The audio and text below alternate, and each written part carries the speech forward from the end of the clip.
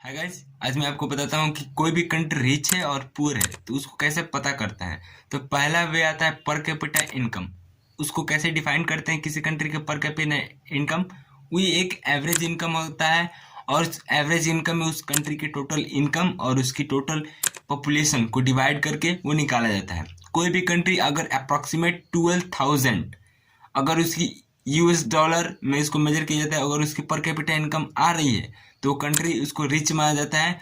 और अप्रॉक्सीमेट 1,000 उसकी कम आ रही है तो उसको पुअर माना जाता है। इंडिया अभी डेवलपिंग कंट्री में है क्योंकि ये ना ही तो 1,000 से कम है और ना ही 12,000 से ज़्यादा है। इसकी 6,000 समथिंग इसका अप्रॉक्सीमेट पर कैपिटा इनकम है, जो कि एक डेवलपिंग कंट्री का होता है। पर कैपिटा इनकम की कुछ लिमिटेशन होती है। कैसे? तो अगर 10 व्यक्ति हैं और वो 100 रुपये कमा रहे हैं तो 1,000 रुपये हो गए।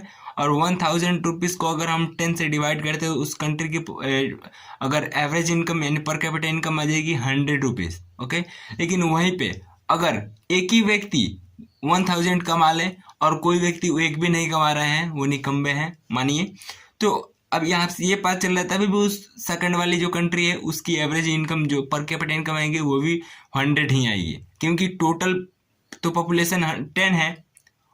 तो यहाँ पे समझ में आ रहा है कि कुछ लोग पुअर हैं तो ये पता नहीं चल रहा है पर कैपिटा इनकम से कि वो लोग पुअर हैं, और कोई लोग मीडियम साइज के हैं वो भी नहीं पता चल रहा है कि वो कितना कमा रहे हैं, तो वो ऐसे नहीं पता चल रहा है कि एक्चुअली में वो रिच हैं।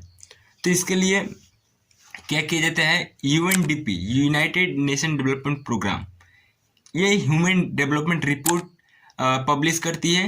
इस ह्यूमन डेवलपमेंट रिपोर्ट में HDI ह्यूमन डेवलपमेंट इंडेक्स होता है। उसमें 5-6 चीज़ों को देखकर उस कंट्री की रिचनेस पुअरनेस उसकी ओवरऑल डेवलपमेंट को बताया जाता है। पहली चीज़ है लिटरेसी रेट। दूसरी जो आ जाता है ये पर कैपिटा इनकम को भी थोड़ा सा इसको ऐड किया जाता है। और हेल्थ फैसिलिटी में देखा जाता है कि जो बच्चे जन्म लेते हैं जिसको इन्फेंट मोर्टेलिटी रेट बोला जाता है, 1,000 बच्चों में से कितने मर गए। और उसकी माँ को भी देखा जाता है मैटरनल इन्फेंट मोर्टेलिटी रेट। माँ जन्म देते हैं बच्चों 1 महीने के अंदर, मतलब मदर का भी डेथ हो जाता है। तो ये सारी चीज़ें हेल्थ फैसिलिटी पे जाती हैं। एजुकेशन में देखा जाता है बच्चों का अटेंडेंस रेशियो, जो कि 15 से 16 साल की उम्र के बच्चों का अटेंडेंस रेशियो देखा जाता है। और ओवरऑल लिटरेसी रेट देखा जाता है बच्चों का। और उस कंट्री के डेवलपमेंट देखना है तो उसके इंफ्रास्ट्रक्चर को देखा जाता है, सारी चीज़ें कैसे ऑर्गेनाइज है, गवर्नमेंट फैसिलिटी को देखा जाता है। ये सारी चीज़ें होती है उस कंट्री के डेवलपमेंट को बताने के लिए।